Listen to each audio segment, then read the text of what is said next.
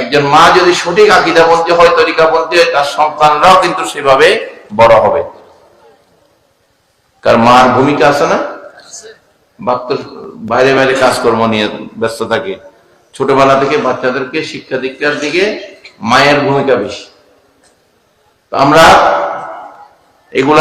আমরা দেখেছি এই বাতলরা কিন্তু এই সুযোগগুলা গ্রহণ করে অসংখ্য মহিলাদেরকে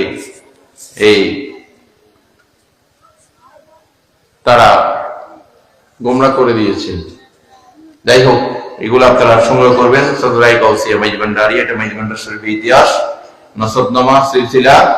আমরা এই মাইজভান্ডার শরীফ থেকে আসলো 600 বছর আগে এই দেশে কিভাবে আসলো তারা কোনো বন্ধমূল থেকে উঠে আসেনি, সুদূর বাগদাদ থেকে এই দেশে শরীয়তের বিচার করার জন্য তারা এই দেশের আগমন হয়েছে। সুবহানাল্লাহ।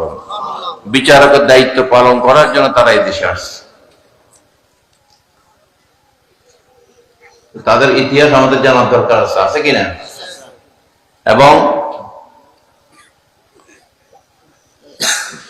কততম বংশধর, আল্লাহ রসুলের কততম বংশধর হুজুর গাউস পাকের সমস্ত কিছু এই কিতাবে ইতিহাস পাবেন ইনশাআল্লাহ।